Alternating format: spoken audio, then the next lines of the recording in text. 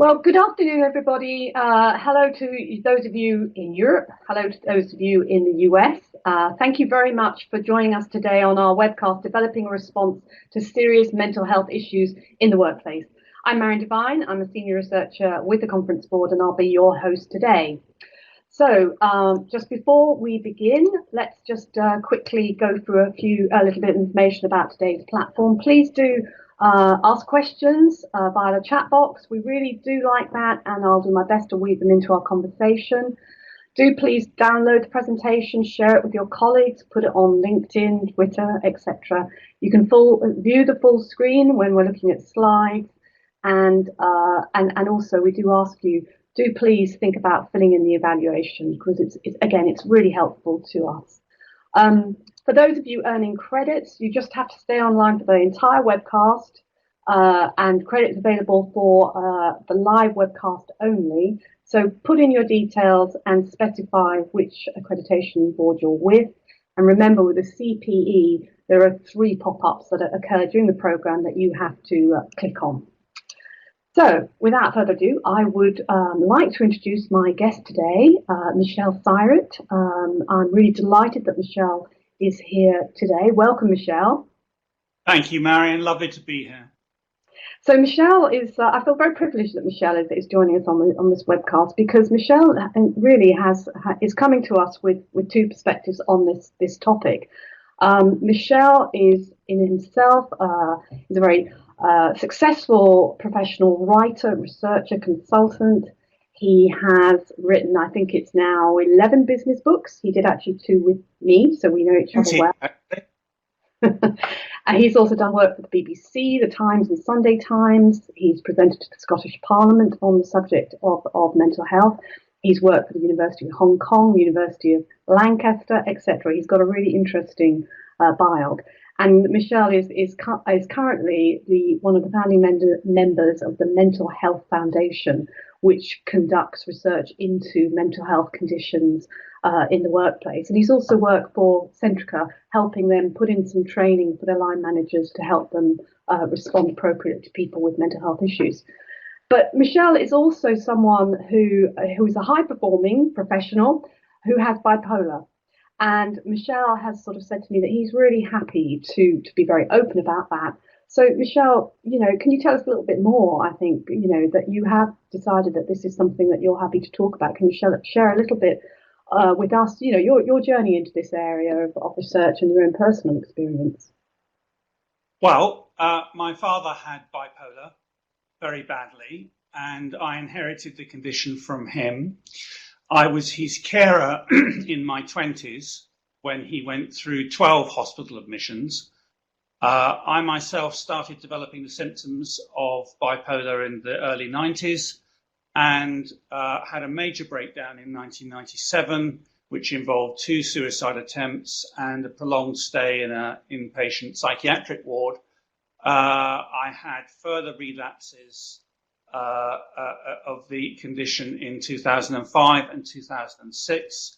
But in the last decade, I have had very little problem with the illness, and I have devoted most of my professional life in the last 10 years towards looking at ways in which I can use my lived experience of mental illness in a professional capacity, given that, as Marion will explain a little later on, mental health is a major topic now. Great. Well, thank you, Michelle. And Michelle has said he's very happy to field any questions that any of you might have about his professional and personal experience in this area. I think it's also true to say that I have a professional interest and also a personal interest. So this is a subject that's particularly close to my heart. At the Conference Board, we have done some research into mental health practices and policies for employers. We've done a report, we've done a practical executive action report. Michelle and I also have worked together and writing some blogs.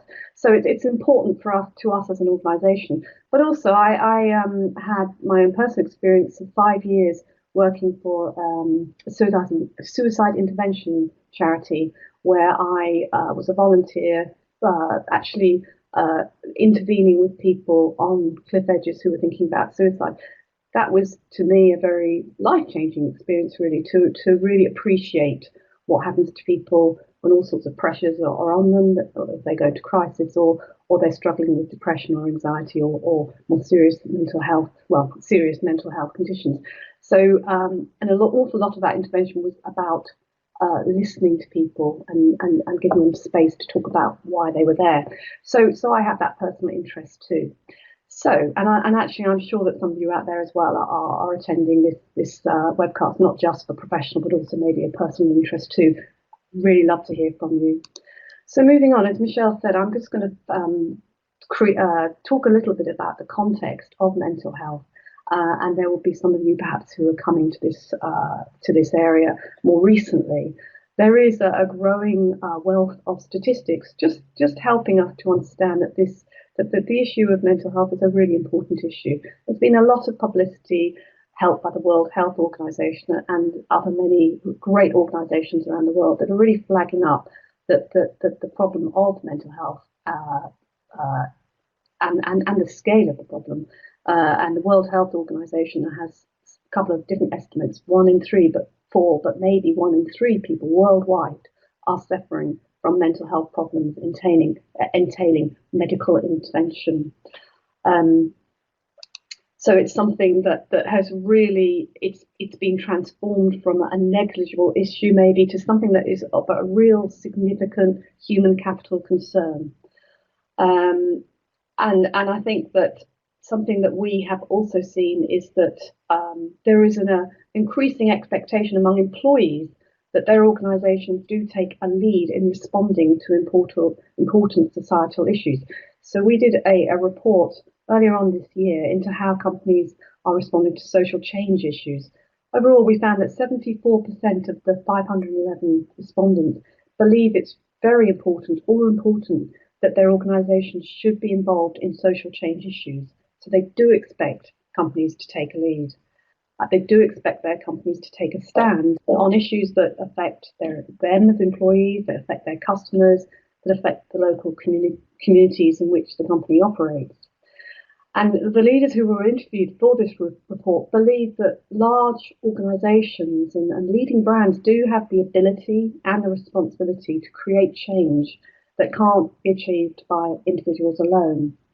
And as you can see from this slide here, asked about a range of social change issues, you can see that responding to physical and mental health issues is important. Only 3% of the respondents believe their organisations shouldn't respond, but the majority, 62%, believe that their organisations should have both a public stance and address physical and mental health issues internally. I think it's a very significant finding, and I think it shows that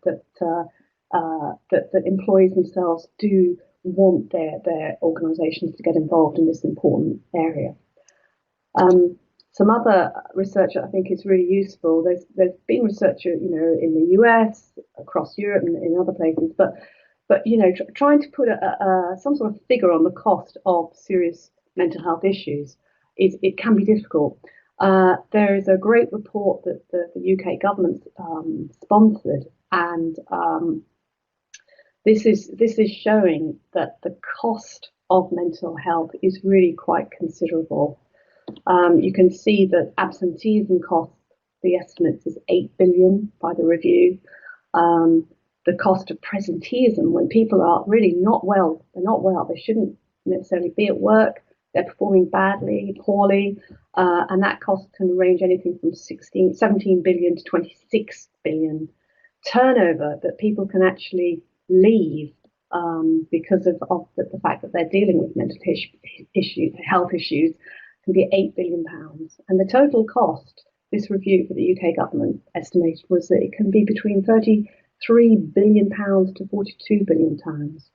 And I think that the figure there, that per employee, the cost can be anywhere between 1,205 and 1,560 per year. So that's quite a considerable cost. And I think that could be helpful in terms of just building the business case for saying this is an important issue that employers need to be doing something about and thinking about. And the costs vary across industries. So just again, to pique your interest, it does seem that some industries the problem is larger than in others. And it's interesting that finance, insurance, and real estate seem to have a greater sort of burden of that problem, as do professional services. So that's something that's really important for companies to bear in mind, that even within industries there can be some interesting differences in the scale of the problem. But I think more positively, in the report that we did on mental health and well-being in the workplace, one of the companies that we profiled, Unilever, actually reported that for every £10 that they spent on their well-being program, they reckoned, for every £1 spent on their well-being initiatives, they reckoned that they got £10 return. So they felt it was a really good investment, and they saw increases in employee engagement, productivity, and reduced absences. And this figure has also been reinforced by some other research too. It is harder to get a sense of the overall picture for European countries, but I do commend you to the European Agency for Safety and Health at Work. You can get statistics there that show interesting breakdown across European countries. And for some really robust global data, go to the Institute for Health Metrics and Evaluation. And when I was looking at some of their figures, it's interesting again that their research shows that the top 5 European countries most burdened by mental health sort of costs among their population are Greenland, the Netherlands, France, Sweden, and Portugal. So those are the top 5 European countries. And also, I think something that we need to bear in mind, and that employers really need to take on board, I think, is that there appears to be a growing problem of anxiety and mental health issues among millennials. There's also some research coming out now that's suggesting that Gen Z youngsters are also really struggling with anxiety. And in this report that was printed this year, it's a really interesting report that I think is well worth looking at. But it was published in the Psychological Bulletin, and it's a report by 2 British universities. But it's looking at the data from over 40,000 young adults from America, Canada, and Britain. And it's showing that there's a real increase in anxiety and mental health issues, but particularly around perfectionism. And they define perfectionism as it's a combination of excessively sort of high personal standards that you are demanding of yourself and overly harsh self-criticism. And this can really generate some very severe psychological difficulties in young adults if they're sort of not helped with this. And there really does seem to be a growing mental health challenge affecting young people. So the study saw that there's been, as you can see, a 10% increase in this self-orientated perfectionism, and also assuming that other people are also demanding unrealistic standards of you.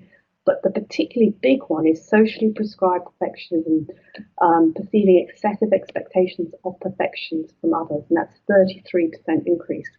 And one of the theories is very much that excessive or very high use of social media is definitely fueling this problem. And one of the sort of new problems that we're seeing is the fear of missing out among millennials, where they sort of feel that they have to be on social media all the time. So that's something that, again, maybe companies need to really start thinking about and looking at within their own millennial cohorts in the company.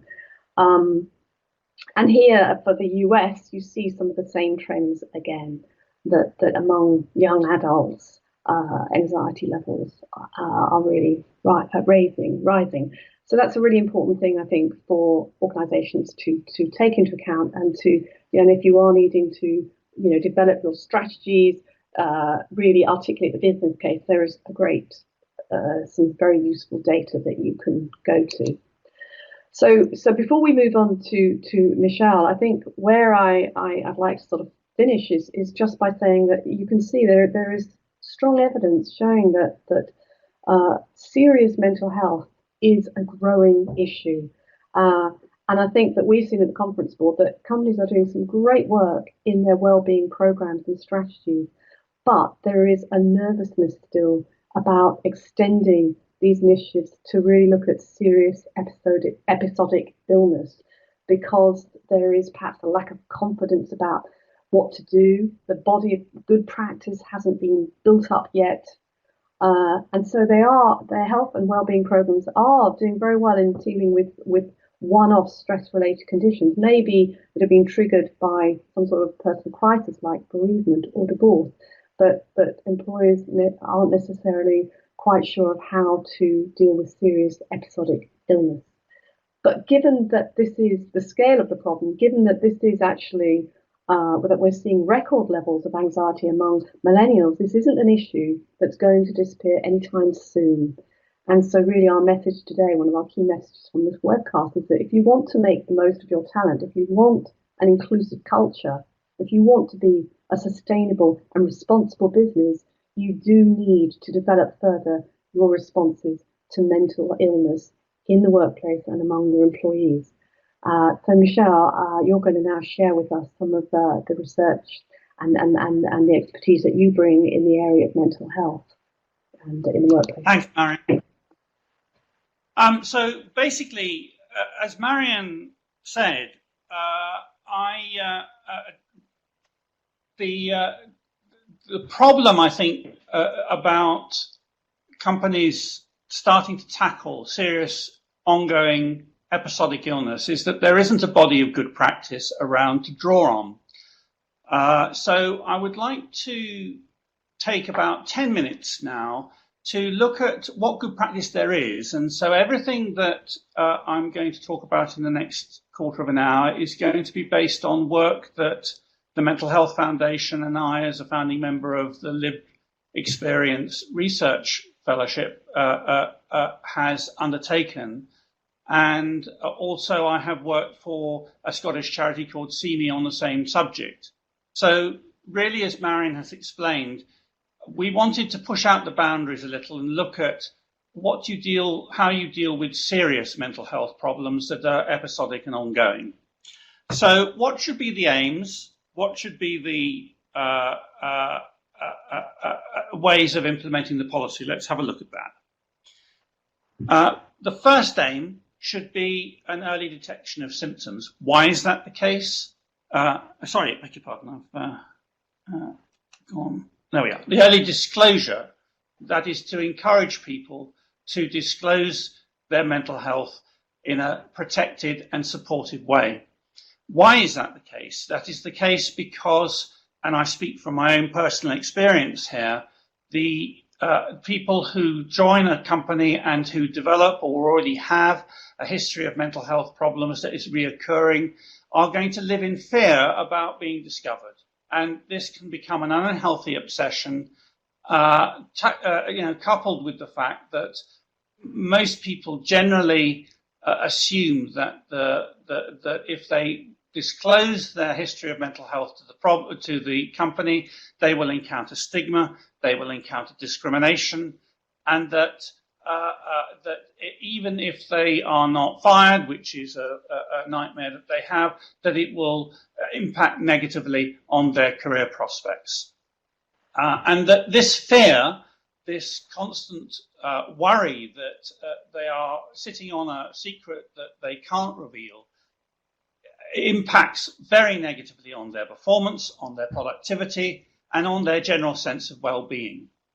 So the first aim here would be to create a climate inside the organization where mental health issues can be discussed openly and where the level of stigma that is traditionally attached to mental health problems is reduced.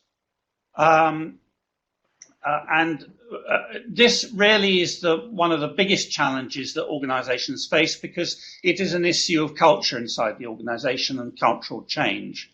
And it needs to be tackled through an organization-wide mental health awareness education program, which is repeated regularly, which is in which people who are joining the company are taken in and actually included in that induction. And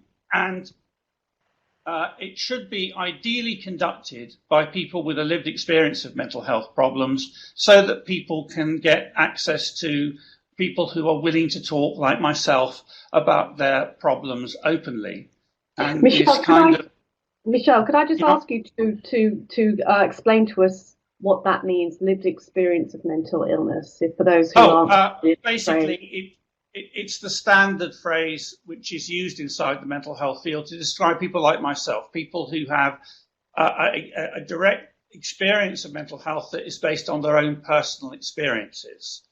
And so there's been a lot of discussion inside the mental health field about what to call people who have mental health problems. For a while, we used the word service users on the grounds that people were using a state service, but I find that a bit patronizing. So I think the most comfortable phrase that we've come up with is people with lived experience of mental health problems. Thank you, Michelle. Yeah, and so to continue, really, basically the aim of this mental health awareness education program should be to allow the organization to discuss mental health problems that were previously a taboo openly, to be able to break down some of the myths about mental health problems, to allow people to talk about mental health problems in a comfortable and supportive situation, and also, very importantly, for the company to send out a signal that they are prepared and happy to support and provide help for people who have mental health problems, so that it does not impact severely on their career, which is one of their biggest fears. And to that end, I think it is extremely important that senior management inside the organisation take a lead in both setting up these programs, in championing them, and in taking part actively in the sessions that take place. One of the most important byproducts of this program should be the setting up of a team of mental health first aiders. These are people who will have been trained by the organisation to be able to respond effectively to people who approach them with mental health problems, and with, as I'll discuss a little bit later on, the assurance that any problems that they disclose will be treated confidentially and sensitively. And if you like, the mental health first aiders inside the organisation should act as a first line to enable people who have mental health problems to disclose in a comfortable, supportive and confidential situation. Second aim should be the early detection of symptoms. As Marianne mentioned, we're really focusing here on people who have episodic, ongoing conditions that are likely to reoccur from time to time, with negative problems building up for both the individual and the organisation as a result. And it's very important that these symptoms are detected early. Most of the people with conditions like myself show early signs of problems in their behaviour, in their performance, which somebody who is sufficiently savvy can actually pick up and explore. I myself am married to somebody who has psychosis and depression. I have bipolar. One of the most important things that we do for each other is to be able to spot the early signs of our symptoms and sort of explore them with the person who may not actually see that themselves. And it's very important to do that, because the earlier that you tackle the problem in each episode, the more effective the intervention can be. It's important because early detection means that you can make an early organizational intervention. And the best people that are able to do this inside the organization are line managers and supervisors, rather than human resource practitioners who are too far removed from the person to be able to spot these signs.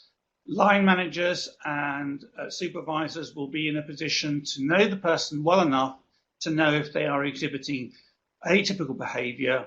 This might be anything from a sudden drop-off performance for no explicable reason to a defensive, aggressive, brittle behaviour inside a team situation. Anything which indicates that person behavior is not as normal and has no proper explanation. And to be able to explore that with the person and explore with them ways in which the organization can help and support them. So early detection is important because it leads to early intervention. And the earlier, as I say, that you intervene as an organization, the earlier that the person can gain access to help from the organization and from their own mental health support team, the quicker and more effective the response will be. And there is a very good chance that if you catch it early enough, the problem will involve time off in terms of days rather than weeks or months, with huge saved costs for the organization and great benefits for the individual.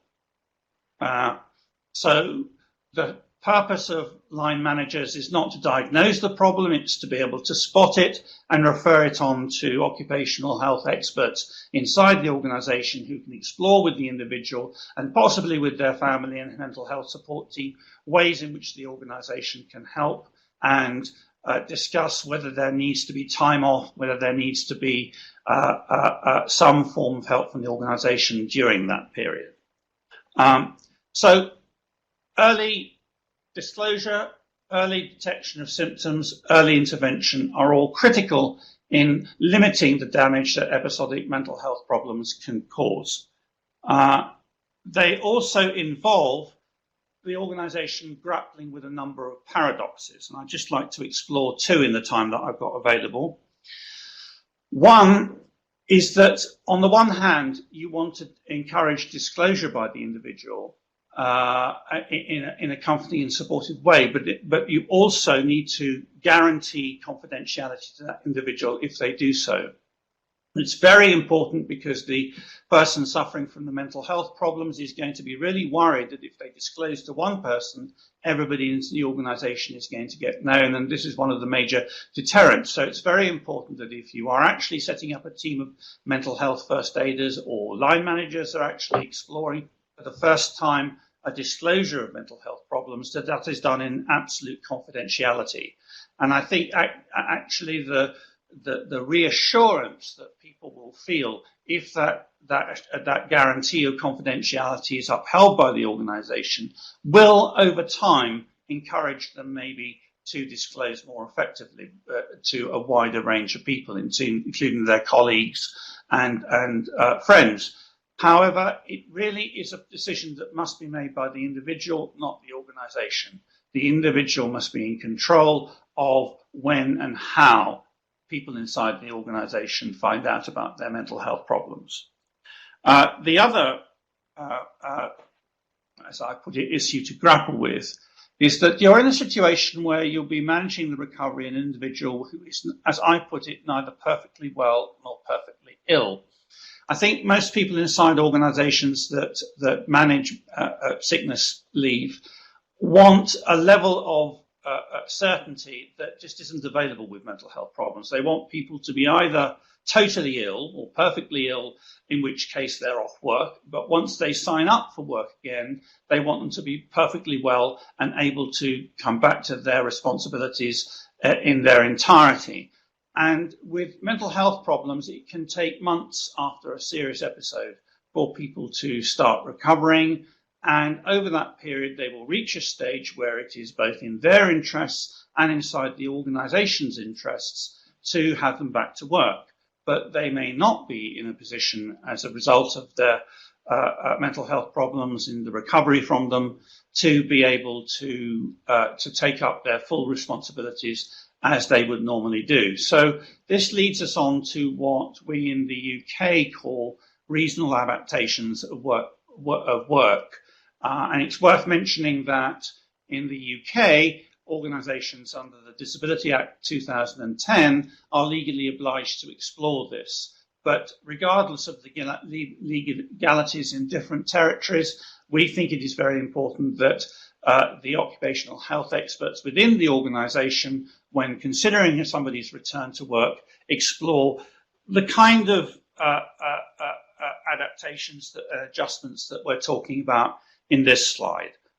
It may involve a reduction in work hours, so that, for example, the person starts later, leaves earlier to avoid rush hour congestion, that it may result in a temporary reduction in performance targets over an agreed period of time, say 3 to 4 months.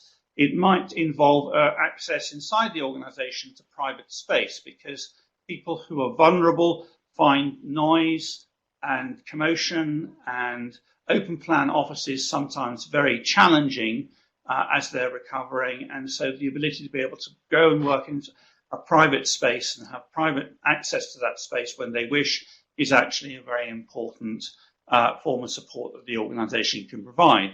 It might involve more regular work breaks than would be given to somebody on a normal work contract, so that if they're feeling stressed sometimes the days, they can take a 10-minute break, walk around the grounds, walk around the offices and feel have the ability to recover.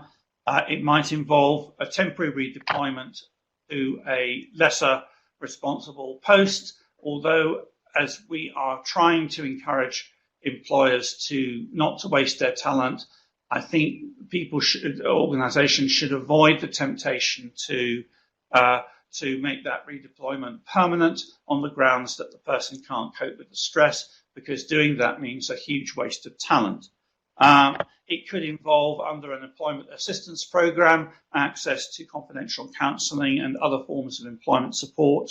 And of course, during that time of recovery, the individual is going to need to have regular access to his medical and social health support team, and that he or she will need to be given regular time off to be able to access that help. So those are the major aims and centerpieces of any kind of mental health policy that deals with serious mental health issues. And I'm wondering, Marion, whether you have any questions arising from that. Yeah, thank you, Michelle. And I think again to our audience, please, do type in any of your questions. I think, Michelle, I really take on board this thing about self-disclosure, and that it's really important for the person. And that does seem to me a really important area, and a very tricky area. When it comes to disclosure, though, presumably people aren't going to disclose, say, in a job interview. Presumably it's something that would happen perhaps when they've been in the company for a while. I mean, what's the sort of are people required to disclose during recruitment interviews? It's a touchy issue, Marion, in the sense that they probably won't be asked in the course of an interview whether they have mental health problems. It's not something that is naturally will arise, but they will be asked during in any large organization during a health check, the kind of health checks that precede any important posting, whether they have a history of any kind of illness, and there they confront a problem, because their perceptions will be that if they disclose at this stage, they won't get the job. They'll be ruled out. So if organizations are, and of course, if they then lie and then go into the job, if you like, under false pretenses, they are going to have the kind of problem I was talking about earlier, where they are going to be under constant stress, worrying whether they'll be found out, so to speak. And so I think it is very important for the organization in its advertising, recruitment advertising, in its recruitment techniques, and in the kind of messages that are set out during the course of selection, that organizations send out the signal that they welcome people with mental health problems, and that they will be supportive and helpful, and that disclosure of a mental health problem will not in itself result in an impact on their career. And thank you, Michelle. We have a question. Any suggestions on how to create an environment in a company where employees will feel safe to disclose? What might some of that sort of safe environment be, Michelle? Because actually, something in the work that we've been doing in inclusion, psychological safety is something that comes up, and is really important for inclusion. It's really important for creating environments where people bring their very best to their work. So any practical suggestions here? Well, I think it comes back to what I was saying about mental health awareness education for the whole organisation. In an ideal situation, it would be nice if we could create a culture in which not just line managers, not just human resource practitioners, not just occupational health experts, but colleagues on the ground are sensitive to people's moods, are sensitive to the fact that 1 in 3 people of their colleagues might be suffering from a mental health problem. They may well have some themselves, and be able to discuss it openly. And I think that's only going to happen if the organisation sends out signals that it's okay to be able to discuss mental health problems, and that it will not in any way damage people's career prospects, and that mental health is brought up in a way, in the same way that physical health is brought up, inside general conversations between colleagues, inside routine or job conversations. And this is only going to really happen if organisations have been given a signal by the senior management that this is okay, this is actually to be encouraged, which is why it's so important for senior management to give their blessing and to champion all these kind of educational initiatives. Thank you, Michelle. And we have another comment from Trenton Blades. In our statements about equal employment diversity, we mention mental health as one way to help support prospective candidates. That's really good to know, because of course there's a talent pool out there, and if people are excluding themselves before they even apply, obviously companies are losing out on some great people. So that's really good to hear that you do that proactively. I think we, in our conversations, and in our blogs, which have been posted on the Human Capital website at the Conference Board, we think, we argue that mental health issues like we've been discussing today should be seen as a talent management issue. The organisation is going to be sitting on a great deal of people who are valued, who provide, who contribute, and who potentially could, as recruits, contribute a great deal for the organisation, but who are constrained and who are worried about the fact that if they disclose their mental health problems, they will be discriminated against. And if you actually think about the statistic, 1 in 3 or 1 in 4 people actually suffering from mental health problems, that's a considerable proportion of the potential workforce that we're talking about. So actually just not seeing it as part of an overall well-being program and seeing it actually as a talent management issue, I think elevates it to a more strategic perspective. Absolutely, thank you, Michelle. And before we move on to the next section, I think I've just got one more question. You mentioned about the mental first aiders as the first line of, say, defence, first line of support, perhaps. And I've seen references to this, that companies are doing this. Is there a sort of a universal standard of mental health first aiders? I mean, what does this term actually mean? Is it training that companies themselves provide? Do they go to an external organisation for it? There are organisations that provide the right kind of training for mental health aiders. They will vary from one territory to the next, but they will include mental health charities. Some government bodies do it. It involves a 1 or a 2 day program, and the people during the course of that training will be taught about how to respond to an approach by somebody within the workforce who has a mental health problem, how to deal sensitively with it, and obviously how to deal with the problem confidentiality, but in order to be able to, but in at the same time be able to refer the person on to either support within the organisation or support without the organisation that can provide them with help with their problem. Great, thank you, Michelle. And another question that we have from our audience is just a request for some practical suggestions. Does anyone have a recommendation for an effective leader first line supervisor training? So if anyone does have an answer to that question, that would be very, very welcome. So I think that Michelle, I just respond to that, Marion. What I would say is that this kind of initiative is still at its very early stages, but that I, through the conference board, would be happy to explore ways in which we explore what kind of content a line management training program should encompass, and come down with a sort of blow by blow idea of the kind of issues that should be discussed, the kind of skills that should be provided, so that maybe we can, as at the conference board, provide a standard of our own. Yeah, great idea, Michelle. Thank you.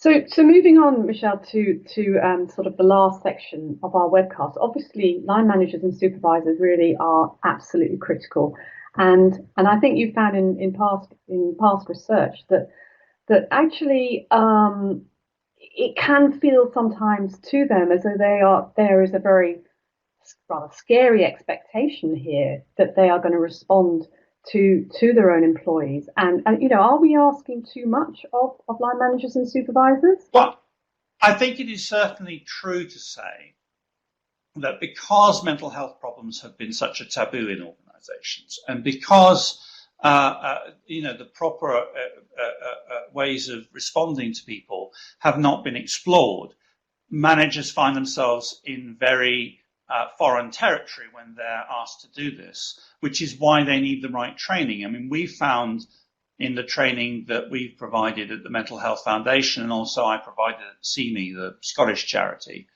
that line managers weren't, in terms of their attitudes, prejudiced against people with mental health problems. They were actually terrified about what they would do to at a proper response. They don't know how to respond, and their kind of default way of dealing with it is to fall back on bureaucracy, which actually compounds the problem, which is why focused line management training to actually open up the subject and to teach managers how to respond effectively and give them the skills to do so is so important.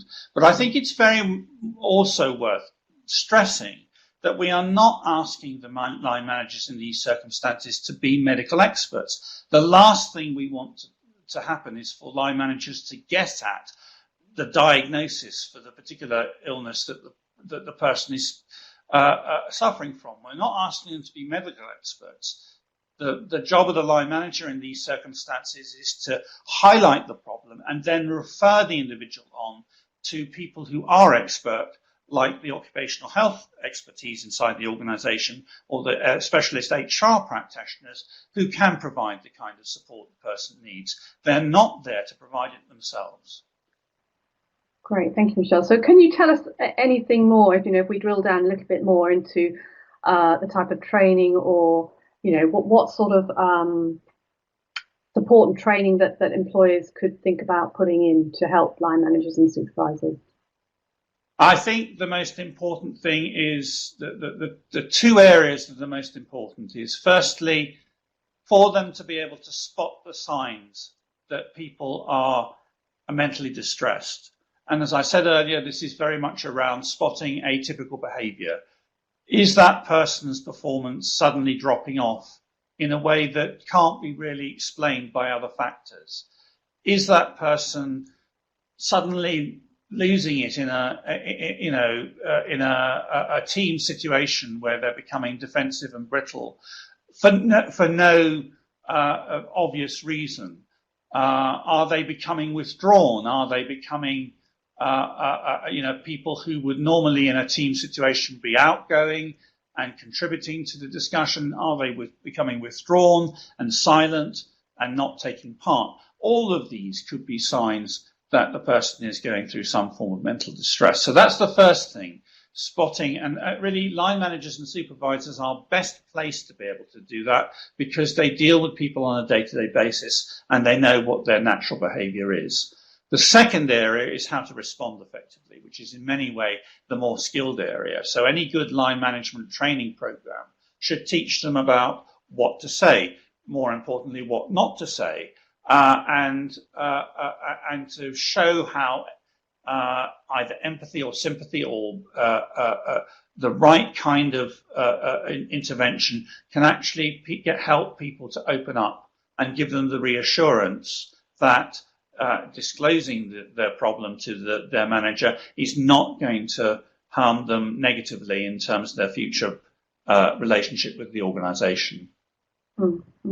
Yeah, and I think I know from my experience in the suicide intervention, just asking a direct question in the right way can be very powerful to allow people to actually say, yes, this is how I feel, and the just the practical thing of active listening, where you listen and you help the person, you sort of reflect it back to that person. So some really simple to teach skills can make all the difference, and it is about listening and having the right type of conversation that's non-judgmental. And I think, Michelle, don't you think just actually helping people to express compassion, it goes a very, very long way in this area, I think. But obviously managers have to have that confidence to do that. I think the point about helping managers to listen effectively, which is a key management skill anyway, but is particularly important in this area, is very apposite. I think the kind of training that you received at your charity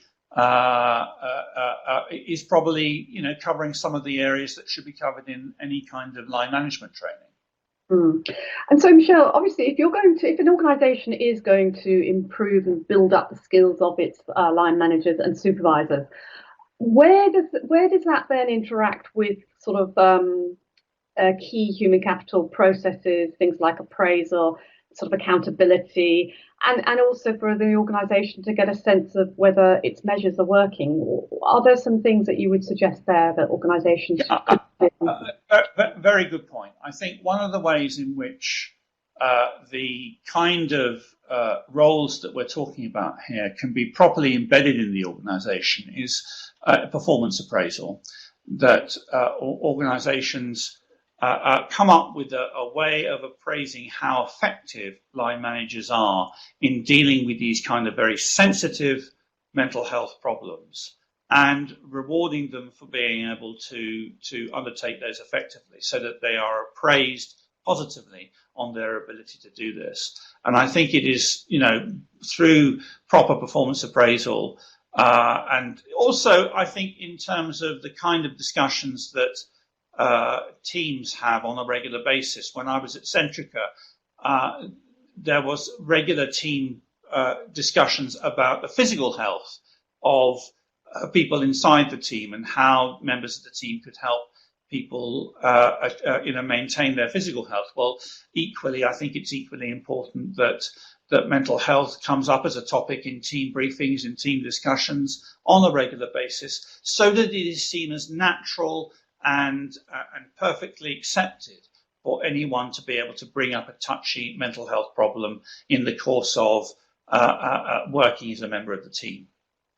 And I think this has to bring us to the issue. There are cultural differences. Now, if you work on an international team, I know from my own experience that someone from a different culture said to me that I seem to be very open, and if I was finding something difficult in a work project or I needed help, they found that quite strange that I would openly say, yes, this is hard, I'm struggling with this, can anyone help me? So obviously there are some quite significant cultural differences that you might find in your team. Have you got any advice, Michelle, for how you might deal with that? I think the territorial differences most come out. I mean, clearly, the whole issue about mental health problems has received more exposure in Western society than it has in some of the other territories inside the global marketplace, and it may be a new and a taboo subject to bring up in the course of people's work in some territories. So I recognise that the challenge is more difficult in some territories as to others, but I do think it is very, as we've seen, beneficial to the organisation that they do so. I think it also comes out in the kind of sources of personal support that that someone with a serious mental health problem can rely on. In the West, we have a sophisticated network of charities that people can go to. And in other territories, it might be the family, it might be religious advisors, religious and clerics, and imams, and who actually sort of provide advice in this area. I think looking at what sources of support will vary from one territory to another. Yeah.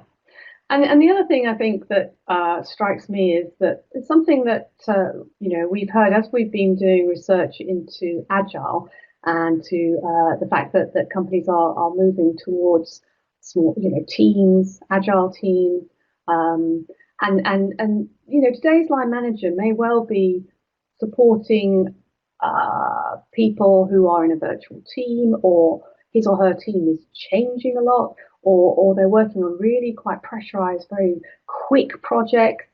And that makes it all harder, surely, for today's line manager to really have that sort of relationship that you're describing. I mean, what do you think about that? Is that a challenge that organizations are going to have to think about as they think about their mental health policies?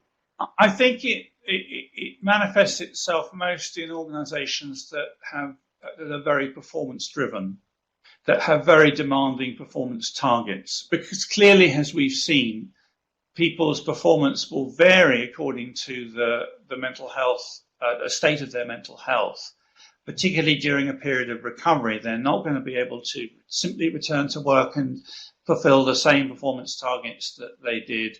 And there is some attitude in some parts of performance-driven companies that said, well, if they're not ready for work, why are they coming back?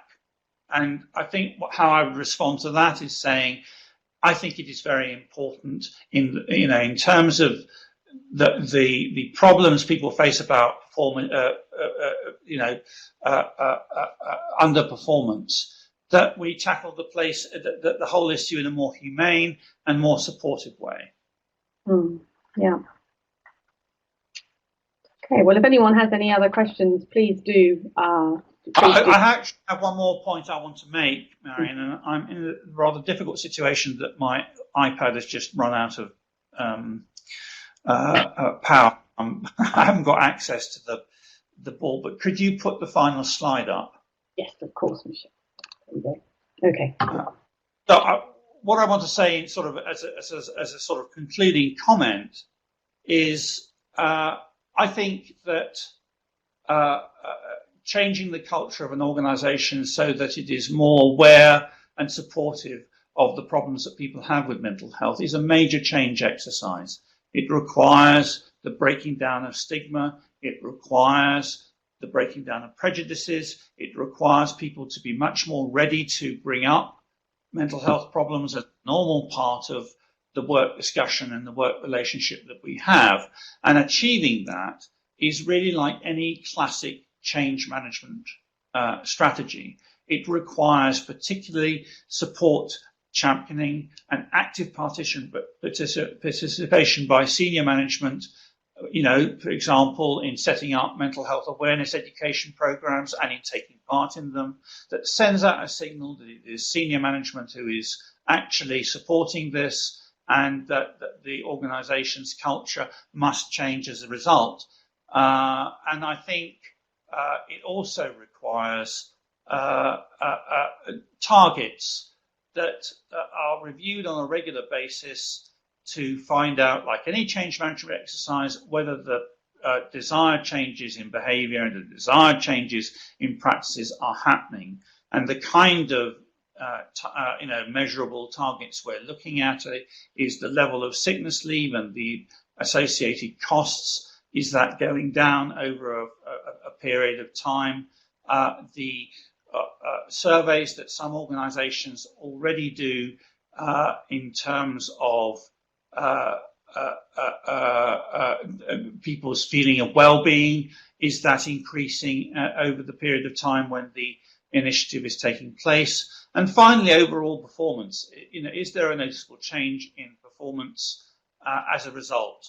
So, like any change management program, you need leadership from the top, and you need proper measurable targets for people to aim for. And I think as well, some companies are becoming very sophisticated in human capital analytics.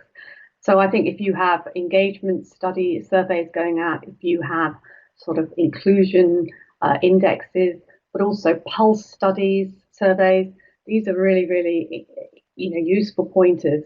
And I think we have been doing some work. We've just done a report on continuous listening, and that this is a really great way that tools are now available for companies to be able to understand in a much better, closer, more sophisticated way, the sort of the pulse of the workforce and how people are feeling.